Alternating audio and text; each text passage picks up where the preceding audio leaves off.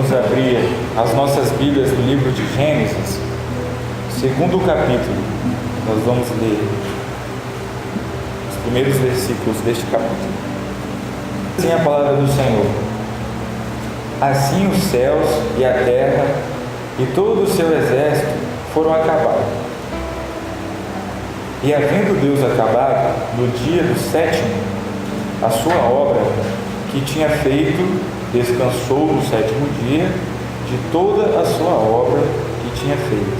E abençoou Deus o dia sétimo e o santificou, porque nele descansou de toda a sua obra que Deus criara e fizera. Bom, no livro de Gênesis, como toda vez que nós lemos o livro de Gênesis, a gente sempre reforça a criação, que Deus criou todas as coisas.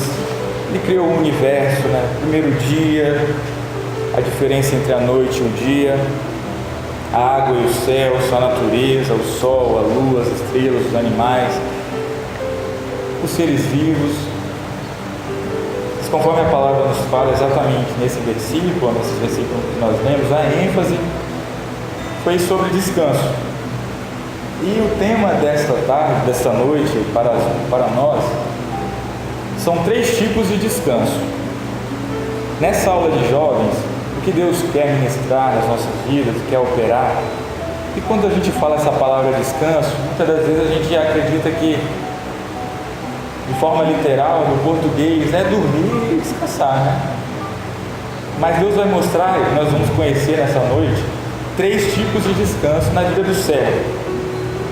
E Deus criou todas as coisas, criou o homem, e tudo que Deus criou tem um propósito. Nada é em vão. Eu nasci para um propósito. Você nasceu para um propósito. E na vida do homem, da mulher, nós temos 2 dias mais importantes das nossas vidas. 2 dias, do meu ponto de vista, são mais importantes nas nossas vidas. Não é o dia que você vai casar, não é o dia que o seu filho vai nascer, não é o dia que você vai se formar na faculdade. Isso é importante também, mas é o mais importante. O primeiro dia mais importante é o dia que você nasceu, é claro. Eu nasci no dia 20 de dezembro de 1987. O irmão já... Deus tinha um propósito para a minha vida. Esse dia foi muito importante, porque desde o dia do meu nascimento, muitos me conhecem aqui. Muitos, Eu sou desse bairro, cresci aqui na igreja de Carabina 1. Mas uma experiência rápida do meu dia do nascimento, já contei a experiência. No dia que eu nasci, o hospital estava de greve, a maternidade. Nada diferente dos dias de hoje, E quando chegou lá, minha mãe, ela não sabia que tinha pressão alta. Ela foi saber disso na sala lá. Estava de greve, aí conseguiram um médico exatamente por causa da situação dela. E o médico avaliou a minha mãe e ficou sabendo da situação dela, que ela tinha pressão alta, ela não sabia, ela tinha só 18 anos na época. E o médico chegou para o meu pai na sala de espera e falou assim: olha, Nelson, o nome do meu pai é Nelson, eu sou Nelton. E meu pai, pois não, Aí o doutor falou assim: sua mulher, ela tem pressão alta, ela não sabia, e eu tenho 2 notícias para te dar. A primeira é essa, que ela tem pressão alta, e a segunda que pode sair só um de lá, ou o seu filho, ou só a sua esposa. Então toda vez que meu pai fala isso, ele fica muito triste, Minha mãe também. Mas Deus deu a vitória. Hoje eu saí do almoço da casa da minha mãe, ela está lá, eu estou aqui, como vocês podem ver. Aleluia. E Deus fez isso porque Ele tinha um propósito na minha vida. Falei do primeiro dia mais importante. Agora, qual seria o segundo dia mais importante? O segundo dia mais importante é o dia que você descobre para que você nasceu. O primeiro é o dia que você nasceu. E o segundo é o porquê você nasceu. Porque a gente nasceu para estudar, para se formar, para casar, para ter filho, para abrir empresa, para fazer negócio, para trabalhar e ser referência na área profissional, para ser um bom marido, uma boa esposa, A gente tem que ser um bom filho, tudo isso. Mas o nosso propósito espiritual, para que você nasceu? Para que eu nasci? Então, só para a gente iniciar, a gente vai falar um pouquinho de propósito e um pouquinho de necessidade. E qual o objetivo, qual o poder do propósito? Tudo que você faz, que você sabe que é um propósito de Deus, que você está executando, isso te aproxima de Deus. É um fato. Toda a Bíblia mostra isso. Mas a necessidade do homem, conforme lá no jardim do Éden, o que aconteceu lá? Fizeram uma escolha, né? A partir dessa escolha, houve o quê? Houve a necessidade de correr atrás. Então Adão ele não simplesmente ficava dando nome nos bichos o dia inteiro, ele tinha que agora fazer a comida dele, correr atrás ali, a mulher, e nós estamos aqui hoje. E a palavra fala lá, alguns versículos depois, capítulo 3, versículo 18, se os irmãos quiserem: espinhos e cardos também te produzirá, e comerás a erva do campo, no suor do seu rosto comerás o teu pão. Olha que palavra, né? Se a gente for traduzir nos dias de hoje, seria boletos, contas, faturas, você vai ter que pagar agora, né? Então, isso traduzido para os dias de hoje, estava até conversando com a Alex aqui, se me permite, antes de vir para cá, a gente estava falando, eu estou passando mal, mas trabalho não tem jeito, né? Amanhã eu tenho que estar lá, eu preciso. Aí eu até ri, falei, né, Alex, necessidade, né? E exatamente, o Senhor já estava testificando um assunto lá. Deus tem um propósito para a sua vida, mas também nós temos uma grande necessidade, e não é errado. Hoje a gente tem que trabalhar, tem que estudar, mas o intuito dessa aula aqui hoje é mostrar que a gente tem que balancear tudo isso e priorizar aquilo que Deus quer, aquilo que é mais importante. Conforme nós lemos na palavra do Senhor, no capítulo 2, a gente já vai entrar agora nos 3 tipos de descanso. Essa foi uma introdução para a gente se situar daquilo que a gente ia falar. O primeiro descanso, eu tenho certeza que vocês já ouviram falar, é o Sabat, ou Shabat. Essa palavra a gente já conhece, ela dá origem ao sábado, né, ao 7º dia, e isso tem um significado, né? A gente não está falando aqui que é exatamente um dia em específico, é isso que Deus quer mostrar. A palavra do Senhor nos fala que até Deus descansou. E outra experiência particular, eu gosto muito de ficar atento às coisas da vida, porque Deus fala de várias formas. E eu tenho um filho de 6 anos, que ele fala muito e pergunta muita coisa. E um dia lá em casa a gente estava cantando uma canção que fala da criação, né, e fala que Deus descansou. E um dia o Dudu perguntou para mim, papai, até Deus descansa? Deus estava cansado? Uma pergunta, né, de todos nós. E para explicar para uma criança de 6 anos, não dá para vir nessa... Então eu falei com ele assim, filho, Deus, a palavra fala em Salmos, eu até anotei aqui, 121, versículo 4. Vanessa, abre aí, por favor.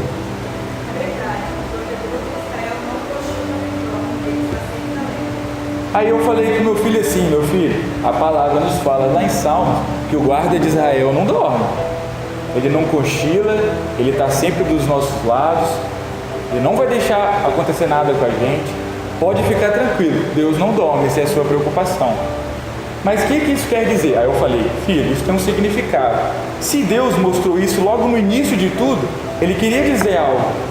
E Ele quer dizer para a gente hoje que Deus criou o descanso para estabelecer profundidade, comunhão em nosso relacionamento com Ele.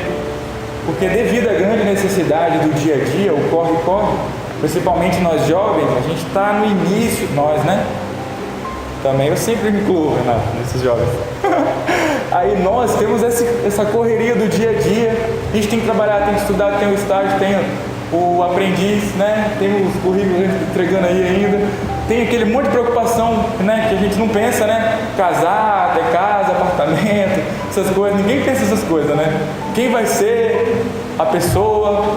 Então tem tudo isso, e às vezes no dia a dia a gente esquece, e a gente não tira nem uma hora na semana. É muito bom ter culto todo dia, é muito bom.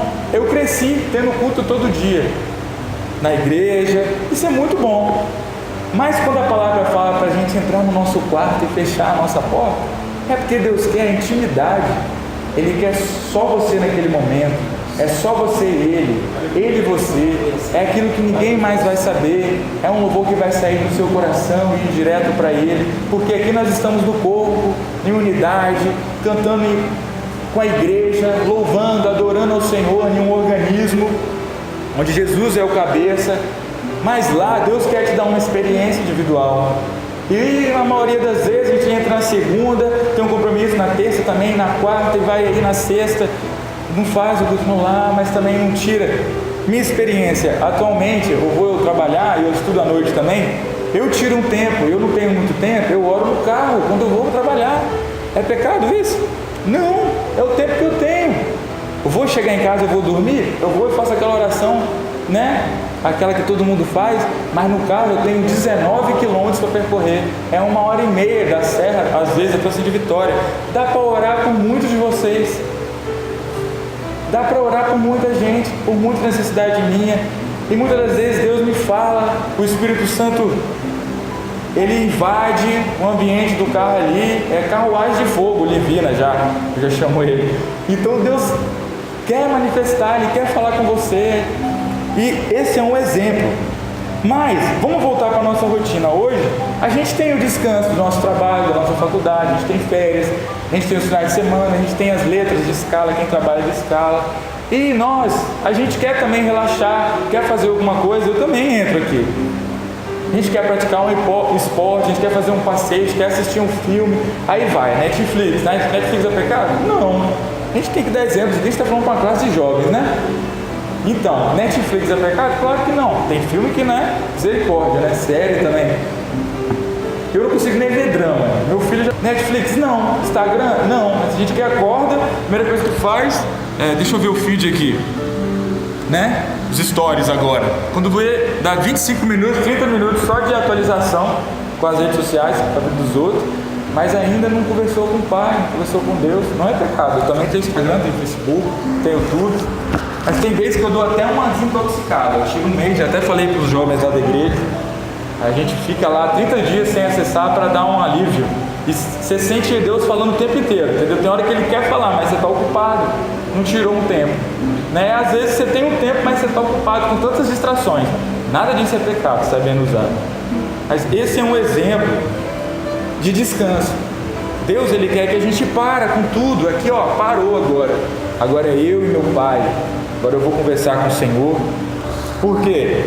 Porque desde lá do Éden, acabou a oportunidade que Adão tinha. Todo dia no final da tarde, a presença de Deus. Deus caminhava com ele no jardim. Já pensou o que é isso? E Deus, quando eles pecaram, já pensou? Deus não deixou de descer. Quando ele errou, Deus apareceu de novo e chamou ele. O relacionamento de Deus, o pecado, ele faz com que nós nos afastamos do Pai. Não é o Pai que se afasta de você. Então, o que Deus quer despertar aqui hoje é esse relacionamento. A princípio, é estabelecer essa comunhão, esse ato, esse comportamento, essa atitude, essa nova forma, porque o culto todas as noites é ótimo, é uma ótima oportunidade. Mas isso às vezes a gente fica no comodismo, às vezes a gente só abre a Bíblia quando o irmão chega aqui na frente, Pai do Senhor, irmãos, convido os irmãos a abrirem a Bíblia, aí ele fala lá, Esdras, relacionamento, intimidade. O segundo é o Shemitah. O segundo tipo de descanso chama-se Shemitah. E esse é um exemplo muito gostoso, quando eu estudei um pouco sobre isso. O exemplo que nós vamos dar aqui agora, diferente desse do jardim, desse relacionamento, de intimidade, de comunhão, é o exemplo de quando o povo estava sofrendo cativo no Egito, e Deus chama quem? Quem? Moisés. Moisés, vai lá, tira meu povo lá do sofrimento. Moisés foi?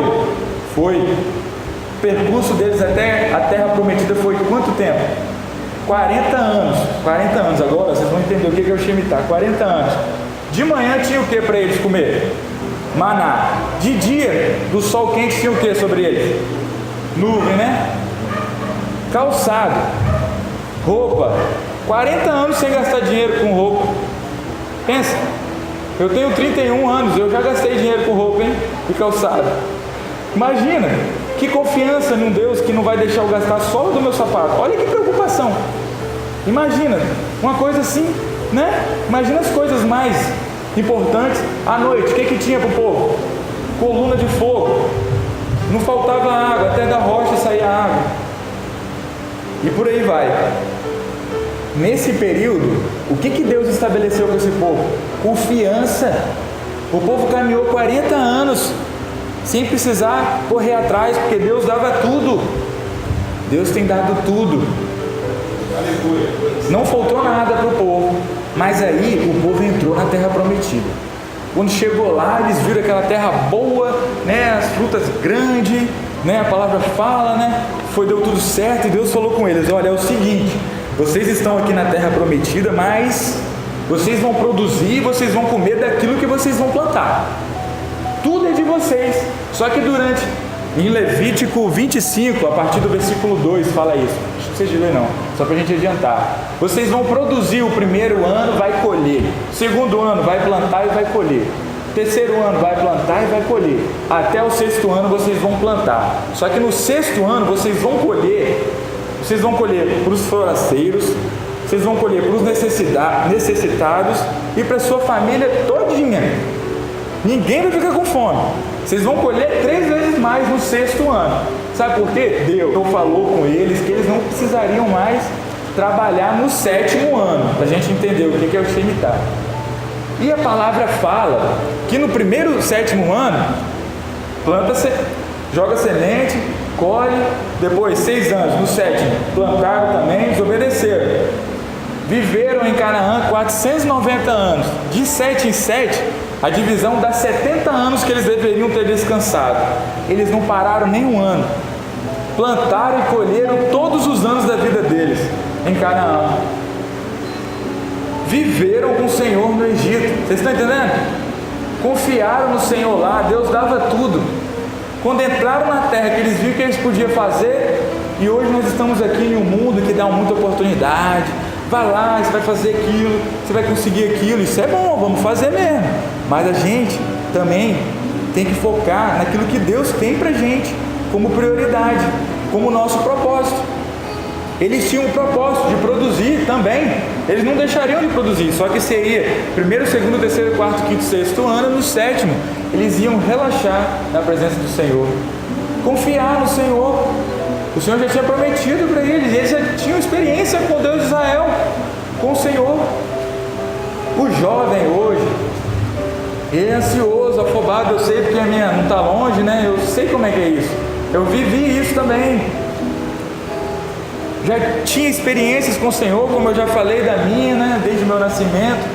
Mas a gente às vezes recebe uma promessa, vive uma experiência, mas às vezes a gente olha, está tão longe onde você quer chegar.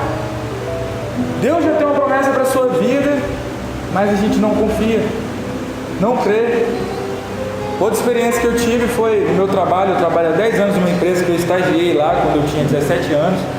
E até amigos falaram para mim assim: né, você estagiou lá, cara, você não vai entrar mais lá. Tem gente que já viveu isso também, né? Esquece, vai para outro lugar. E eu ia mesmo, tentava, né, para não ficar parado, fazia a minha parte. Mas me chamaram novamente, eu estou lá já tem 10 anos. Eu confiei na promessa do Senhor, assim como várias outras. A gente tem que escrever, porque a gente às vezes esquece, tá, da promessa que o Senhor fez, e guardar no nosso coração.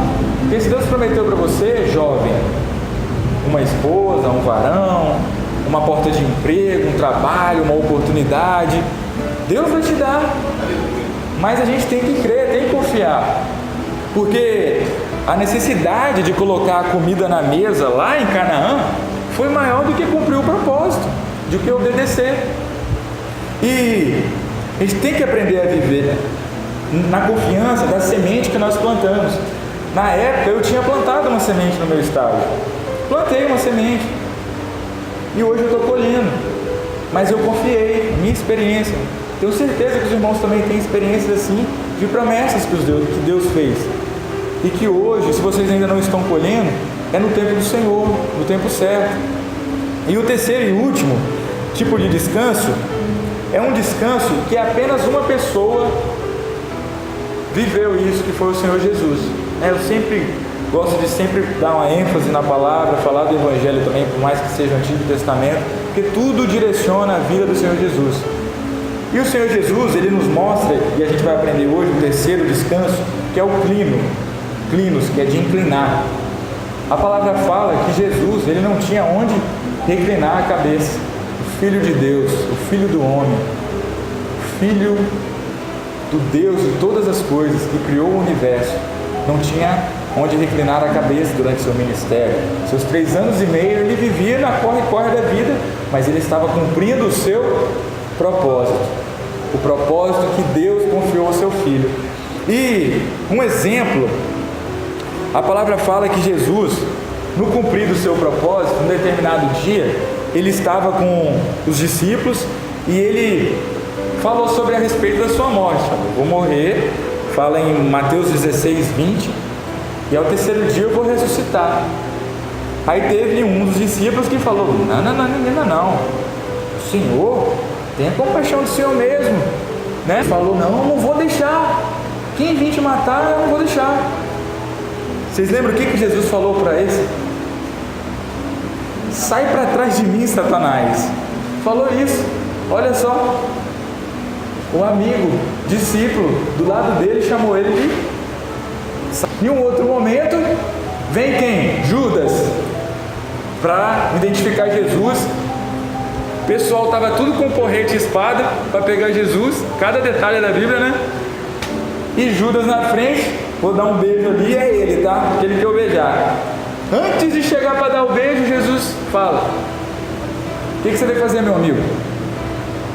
Jesus chama um amigo mesmo lá, discípulo de Satanás, e o adversário de amigo. Olha que interessante.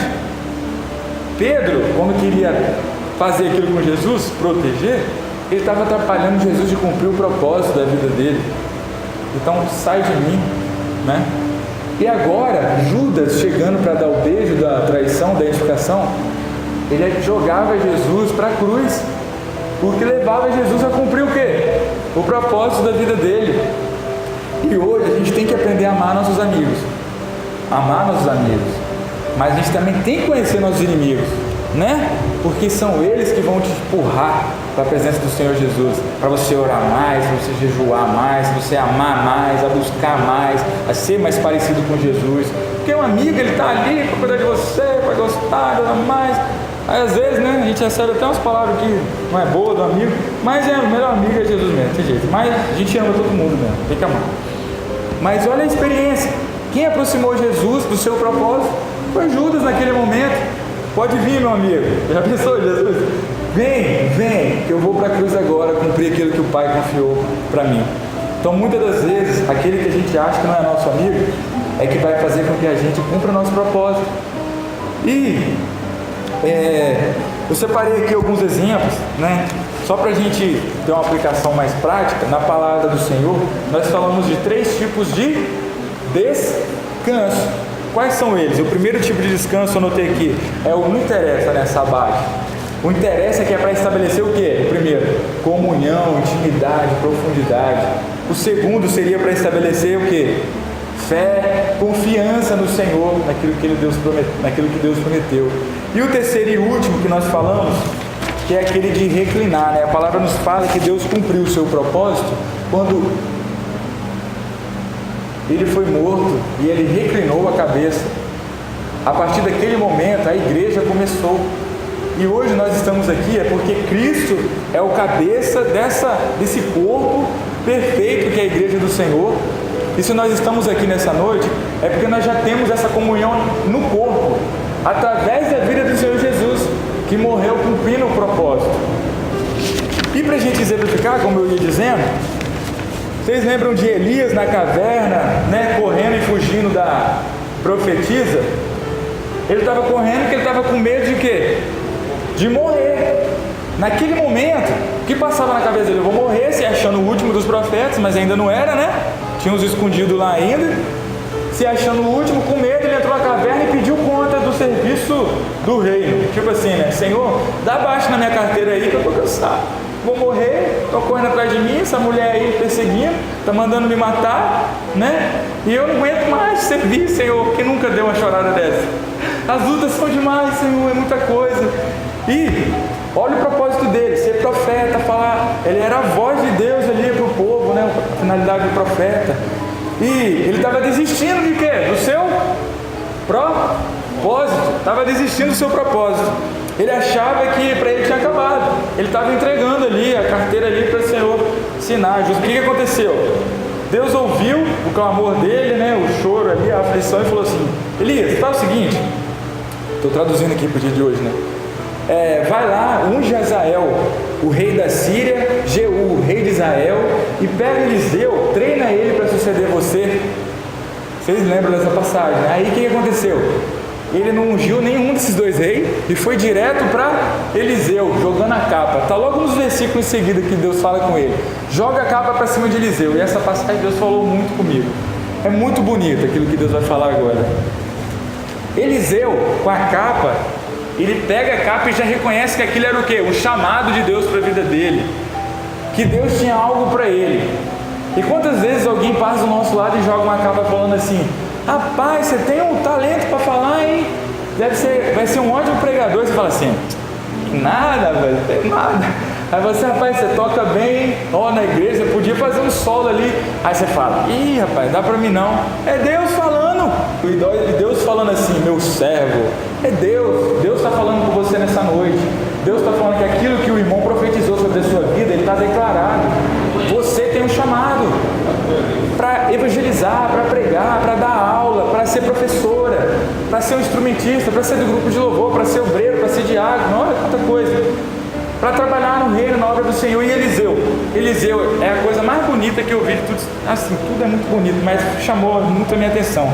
Eliseu, com aquela capa, ele reconhece: agora é minha vez, agora eu vou trabalhar para o Senhor, deixa comigo. Ele estava ali arando a terra.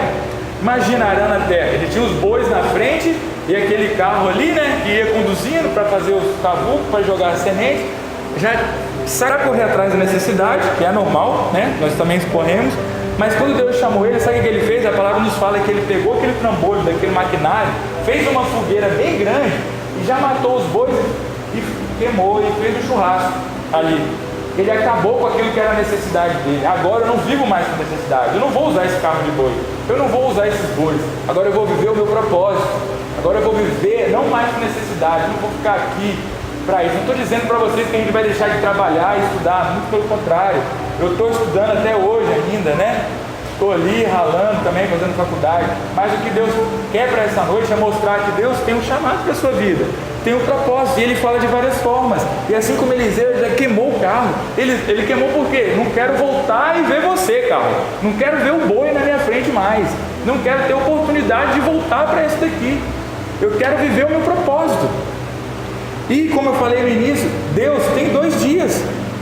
Deus tem nos dado 2 dias mais importantes das nossas vidas. Um é o dia que a gente nasceu, sim, o dia que a gente nasceu. Porque Deus, ele tem um livro lá no céu, pensa nisso, com o seu nome na capa e a sua história todinha lá, antes de você nascer. Olha que bonito, olha que amor, olha que preocupação. Todo mundo tem esse livro lá, mas cabe a nós agora realizar as boas escolhas, para que nós possamos cumprir com o propósito, aquilo que Deus escreveu para nós. Muitas das vezes Deus está falando, se Ele está falando, a gente muitas das vezes não está nem escutando, por causa de tanta coisa. A gente não tem tempo, a gente não separa o tempo. Um outro exemplo que eu gostaria de dar é sobre Ezequias. Ezequias é um exemplo diferente desse. O primeiro exemplo de Elias fala que ele não priorizou o seu propósito, ele priorizou a sua necessidade. Ele não ungiu os reis, ele já foi logo trazendo Eliseu para o lado dele. E que a palavra nos fala que quem ungiu os reis e na Síria e em Israel foi Eliseu. A palavra nos fala isso. Então, o exemplo de Elias é que ele priorizou a sua necessidade. É um exemplo bíblico que ele priorizou a sua necessidade. E Ezequias, o exemplo de Ezequias, ele não vai corresponder com o propósito. Essa é forte, é um drama mesmo. Ezequias adoeceu e o profeta foi visitar Ezequias, profeta Isaías. Isaías chegou lá, mandou uma profecia assim: você vai morrer. Olha que profeta corajoso. Profeta para entregar uma profecia dessa, né? O profeta gosta de falar o quê? Você está grávida. O profeta gosta de falar o quê? O Senhor vai abrir uma porta de emprego. Essas profecias que todo mundo gosta de entregar, né? Mas você vai morrer. Já pensou? E Ezequias: ai, Senhor! Foi lá para o canto da parede, chorou. A palavra fala, orou ao Senhor. E na oração dele a palavra fala assim, que ele pediu o quê? Senhor, não quero morrer. Senhor, me deixa viver. Mas a mensagem que o profeta Isaías falou, ele não era simplesmente, você vai morrer. Ele falou assim, você vai morrer, agora o seu propósito era o quê? Organiza a sua casa, arruma a sua casa. Arrumar a casa não era no sentido ali, né, varrer, passar pano. A palavra fala que Ezequias era muito rico, tão rico que ele tinha armazéns, que teve uma hora que ele teve que destruir o que ele tinha para construir de novo, porque ele não tinha mais onde guardar de tanta coisa que ele tinha, né? E tipo assim, as coisas boas lá não era Coca-Cola, picanha, né? Era milho, né? Estocar milho, trigo, essas coisas assim. E tinha muita coisa, muito rico. E a palavra fala que Ezequias, ele viveu mais 15 anos, Deus deu a ele. Só que não foi assim, ele orou e Deus falou com Isaías, vai lá, volta para ele, fala que eu vou dar mais 15 aninhos para ele. Aí ele ficou feliz, só que ele não cumpriu com o propósito, ele não organizou a casa. Tanto que, nesses 15 anos de vida, ele teve um filho chamado Manassés, que foi um dos piores reis da história de Israel. A palavra fala que ele foi tão sinistro, tão louco, que até os filhos dele, ele sacrificou em ofertas a outros deuses. Então, só para dar uma referência, um exemplo de uma pessoa que não priorizou o propósito, ele não cumpriu com o propósito dele. Ele tinha que organizar a casa, Deus deu para ele 15 dias.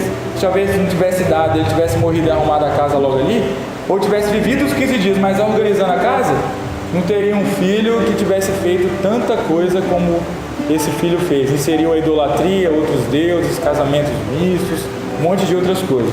Um exemplo de uma pessoa que priorizou a necessidade, Elias. Um exemplo de uma pessoa que não correspondeu com o propósito, Ezequias. E agora, por último, para terminar, gostaria de dar um exemplo, até para deixar a imagem bonita de Pedro. Pedro, mais uma vez, né, vou chamar de Satanás ali, mas vamos deixar ele aqui, né? Ele estava com o Senhor Jesus no templo, aí chegou os cobradores de impostos e falaram, vocês não pagam imposto não? Vocês só ficam aí falando de Deus? Olha só, no meio do propósito de Jesus e Pedro, chega a necessidade de pagar o imposto. E Jesus, ele falou com Pedro, Pedro, faz o seguinte, vai lá no mar, pesca um peixe, você vai abrir a boca do peixe, vai sair uma dracma, você vai pagar o que é meu e o que é seu de imposto. Olha que importante, irmãos, no meio do propósito de Pedro, Jesus tira ele do mar e fala assim, para de pescar peixe, vem pescar almas agora, homens. Só que agora no meio da pescaria de almas, de homens, de vidas, Deus fala, vai pescar peixe. Às vezes a gente está no meio do nosso propósito, eu e você, a gente está pregando, a gente está evangelizando, a gente está falando de Deus, a gente está aqui na frente, a gente está ensaiando, a gente está realizando a obra do Senhor, fazendo a vontade do Senhor. Mas aí vem o que? Necessidade. Só que Pedro, olha que bonito, Pedro ele não ficou lá pescando, ele pegou o dinheiro e voltou para Jesus. Imagina Jesus vendo Pedro voltar com essa moeda. Jesus ficou muito feliz, tenho certeza disso, porque ele fez um teste e muitas das vezes a gente é testado, provado da presença do Senhor. E eu fico até confortável, porque Jesus não tinha dinheiro ali e isso me conforta, né? Jesus e Pedro sem dinheiro ali é uma situação que não é muito diferente da minha realidade. Mas Pedro volta e entrega e eles pagam aquilo ali. Mas a ênfase de tudo isso é mostrar que uma pessoa também, no meio do propósito, existem necessidades. E diferente de Elias, que não priorizou o propósito, foi de acordo com a sua necessidade, ungiu ali Eliseu, diferente de mais quem? De Ezequias, que não correspondeu com o seu propósito. Por quê? Ele deixou de organizar a casa, teve um filho que fez um monte de coisa. Agora nós temos um exemplo de Pedro. Pedro, no meio do seu propósito, ele deixa aquilo ali, ele estava realizando a vontade do Senhor. Ele podia pensar assim, Jesus, tira da minha orelha uma moeda, faz o que o Senhor quiser, mas não manda eu pescar de novo não. Teve que voltar para lá. Imagina Pedro pescando, fazendo aquilo que ele gostava. E muitas das vezes a gente sai daquilo que a gente gostava. Um exemplo, eu cantava na noite, aqui eu acho que ninguém fazia isso, eu posso falar, cantava, aí agora eu vou cantar aqui, né? E eu fazia aquilo, era tão bom, e lá todo mundo me dava parabéns, dava tchauzinho, pedia autógrafo aqui, ninguém nem quer saber quem eu sou, só dá glória a Deus e aleluia, quero voltar para lá, né? Aí volta para lá e esquece do propósito.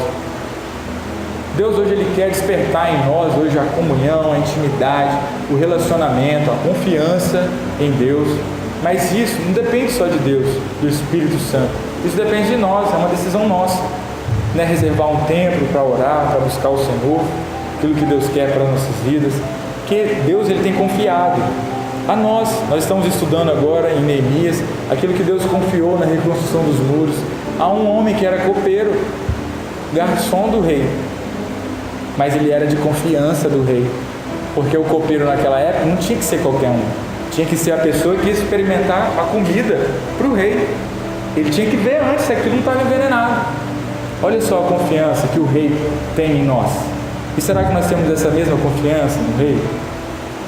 Eu particularmente tive algumas experiências no final do ano, não vou falar mais experiência, mas no final do ano, nesses últimos anos, recentemente eu tenho trabalhado com os jovens, né, aproximadamente há uns 2 anos. Antes eu trabalhei com os adolescentes, e a minha experiência com os adolescentes foi a seguinte: eu sempre vi os adolescentes, às vezes dispersos, às vezes tinham uma oportunidade de fazer algo com eles, nem que seja alguma coisa assim, mais jovem, sei lá, alguma coisa, né?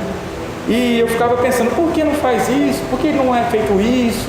Podia fazer assim. Isso é o Espírito Santo nas nossas vidas. Ele já está mostrando o que você deve fazer. E eu ficava incomodado com aquilo e, sinceramente, eu não esperei o pastor me apresentar aqui e falar que eu era um professor de adolescente para começar a trabalhar com eles. Eu comecei a amar eles, a cuidar deles, a estender a mão, a dar atenção, a ver a preocupação deles, ali, sentado onde eu sentava, no grupo de louvor, no grupo de obreiros. E hoje Deus está abrindo os nossos olhos para a gente olhar e ver onde a gente vai se encaixar. A maioria das vezes Deus desperta assim, começa com uma crítica. Só que essa crítica, ela é algo bom. Você começa a criticar, não para quê? Para aquilo continuar da mesma forma, de algo de forma negativa. Deus está fazendo com que você veja a necessidade de mudança. E Deus quer fazer com que você trabalhe ali. Foi assim com Neemias também. Deus não falou com ele. Deus não falou com Neemias assim: Neemias, vai lá reconstruir os muros. Ele que assumiu essa responsabilidade. Às vezes tem coisa que é claro, Deus vai falar: Nelton, pelo amor a mim, né? Vai lá, faz isso. Mas tem coisa que é lógica. Tem coisa que Deus não precisa mandar. É o básico. Então, se for para dar uma dica assim no final, tá, Nelton, eu já nasci, foi um dia importante, dia tal, mas e agora, o segundo dia mais importante, né, que você já não falou que não é mais o dia do meu casamento, né, é o dia que eu acho o meu propósito. Como que eu vou identificar o meu propósito da minha vida? É aquilo que te incomoda, aquilo que Deus está mostrando para você que precisa mudar, precisa melhorar, precisa aperfeiçoar. E é aquilo que muitas das vezes os irmãos já estão profetizando na sua vida, declarando sobre você. Meu irmão, você pode trabalhar com isso, meu irmão, você vai ver agora como vocês vão ouvir mais isso. Vocês às vezes ouviam e nem dava tanta importância. Agora os irmãos vão começar a mandar vocês fazer um monte de coisa.